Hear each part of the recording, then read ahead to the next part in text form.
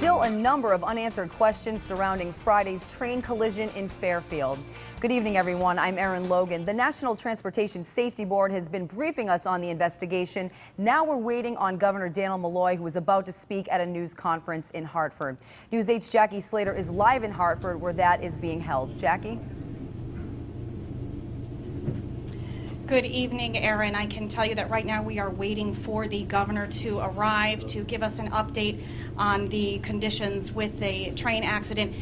Shortly around 4 o'clock, the NTSB held a press conference to brief the media on their developments in the past 24 hours. They say that they've made significant progress. They've removed those 2 segments of endangered rail. Those are going to a lab in Washington, D.C. for analysis. They're asking Metro North for maintenance records. They say that all train cars have been removed now from those damaged tracks. We were just in that area a little while ago. There's still 3 cars out there, but we're told that they're moved to the functioning tracks at this point. The damaged cars are going to Bridgeport for further inspection, and the interiors are going to be examined as well. And they also said that today they started conducting interviews with the crews of those 2 trains. Those interviews are going to be conducted today and into this week. We also were told that they've discovered that both trains were moving at 70 miles per hour, and that is the right speed limit for those trains in that area. Now, we're also told that they expect to release the site. The NTSB expects to release that site back to Metro North tonight so that they can begin reconstruction. Again, no idea at this point how long they expect that to take. And they say all other NTSB briefings are going to be coming out of Washington. Looks like we're about to start, so I'm going to turn it over to the governor. Thank you for joining me this evening. I very much appreciate the response from the news media. I'm joined by Lieutenant Governor Nancy Wyman, by Metro North Railroad head Howard Permit, by State Department of Transportation Commissioner Jim Redeker, and by Deputy Commissioner of Emergency Management Bill Shea.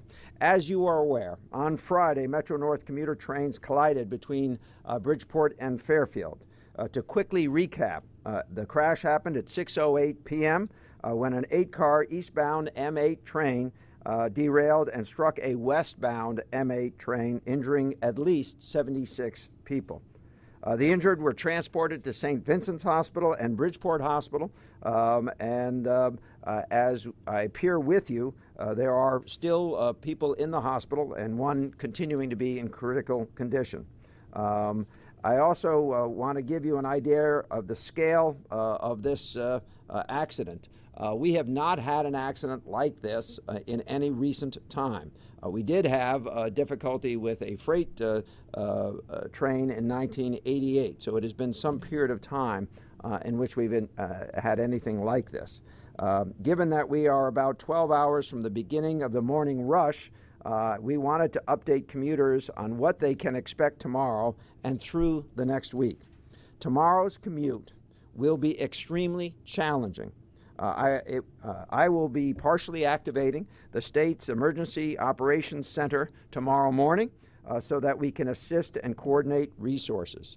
There are going to be substantial delays until we get this line back in full service. Residents should plan for a week's worth of disruptions. The delays will not be limited to mass transit. As more people get behind the wheel to drive and make their own connections, and we will, in fact, have 150 buses transporting people using, in many cases, the highway system. Let me put this in perspective.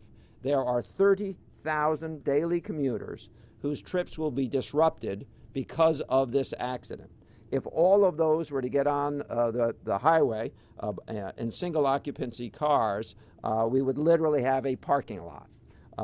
If a substantial number of them get on the highway in the normal commutation periods of time, traffic is going to be greatly slowed, and those who use that highway system know how slow it is on a Monday morning. Additionally, weather conditions are not going to cooperate. They're going to be slick surfaces, and it's going to be wet. So this is what you need to do. You need to understand what services we're providing with alternative bus transportation from Bridgeport to other stations below Bridgeport that will in fact be operational. And at the same time, those folks who are going east need to understand the connections that they can make. If you are going to New York and you get to New York, or you're transporting yourself to New York, you may decide that perhaps you should stay there for the duration of this disturbance. It certainly is worth considering because, again, traffic is going to be very, very difficult. To everyone who uses the highway system, consider carpooling. We really need you to do this. And I'm not simply talking to the people who use the train systems normally. Anyone who's going to be using the highway system in this area, please, if at all possible, carpool. You'll be of assistance to your fellow resident in the state. And again, bear in mind that we expect wet conditions. We expect accidents may in fact happen. We have alerted our tow folks. We will clear accidents as rapidly as we can under different protocols than might normally be operational during periods of commutation. With that, I would like to turn it over to the Department of Transportation Commissioner Jim Redeker. He will provide greater detail on the bus shuttle services that we are making available until New Haven Line is completely restored. He will also give you the information about where you can go online to update this information on an ongoing basis. Jim? Thank you, Governor and Lieutenant Governor. We have been working diligently with our partners, Metro-North Railroad, to put together an interim service plan so that rail service can once again operate between New Haven and Bridgeport, and then again from South Norwalk into New York City. So beginning tomorrow morning, trains will operate about every 20 minutes between New Haven and Bridgeport. They have been suspended. They will restart tomorrow morning, about every 20 minutes. There will be completely normal train service from Stamford to New York City. So everyday train service as normal will operate from Stamford on in, as well as from South Norwalk. There will be some limited service, not as extensive as normal, from the Westport train station. Each of our branch lines will operate regular train service.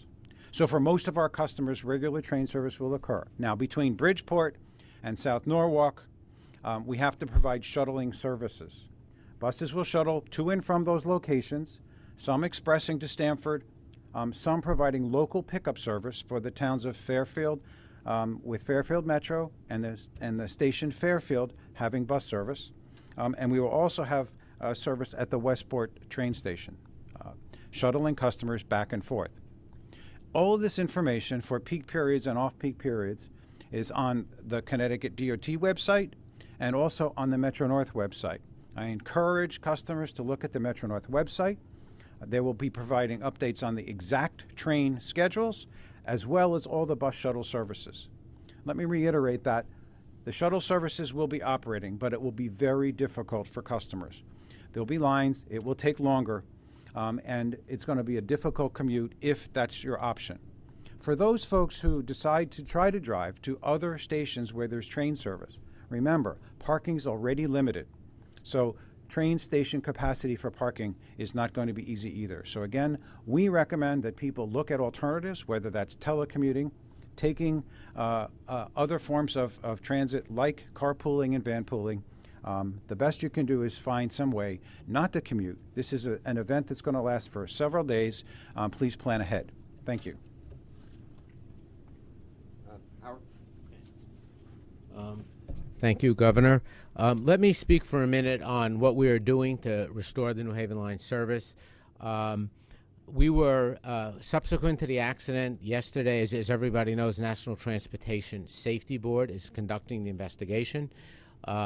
Last night at 9 p.m., they allowed us to go on to the railroad to start to repair the railroad. They completed the necessary amount of investigation, and that we were able to then proceed to start the repairs. So what we did starting last night, all our resources had been mobilized, both Metro-North resources and third-party resources. Our first task was to remove the cars that had been derailed from the area. As of right now, 13 of the 16 derailed cars have been removed. The other 3 will be removed within the next 24 hours. Subsequent to that, we started working on restoring the track infrastructure. We have started on both the rebuilding the tracks. As the governor mentioned, there was a huge amount of track damage done on one track. On the second track, there is a number of concrete ties were damaged and must be replaced. We've started the repair of the track. We've also started the repair of the electrical system, the catenary system, that needs to be repaired as well. Once that's done, we will then complete the signal work, the signal system.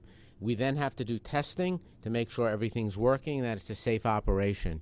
I want to assure everyone that all the resources of Metro North, along with our partners in Connecticut and elsewhere, have been brought to bear to address this situation and to get the tracks back as quickly as possible. Thank you. Again, please carpool if you're going to work. If there's any way to stay home, please stay home. If you can work from home, that would be great. If you're going to New York and you can stay over in New York, that would be great. We want to limit to the greatest extent the number of people using the highway system because we know it is going to be well above capacity. With that, I'll take a few questions.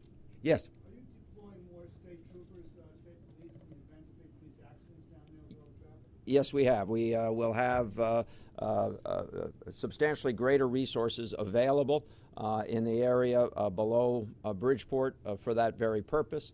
We are also alerting all of our tow operations. We will clear accidents and reports will have to be taken off highway. When you say possibly a week to get this fixed, is that a best case scenario? Is that a worst case scenario? Let me define this. We believe disruptions, at the very least, will occur over the next week. We believe that we'll be in a better position to give you a more solid estimate tomorrow. As we're here, we still have 3 cars on site, and those are the extensively damaged cars, which will be the most difficult to move. That has not stopped progress from being made. When I was down there earlier today at about 12 noon, the remnants of the track system that's been destroyed was actually being pulled out. We have rocks or the ballast, as they call it, being moved into position. We have the assets necessary to put this system back together, but we have to finish clearing it, and we have to assess that a little bit further. Anyone else? I want to thank you all for participating.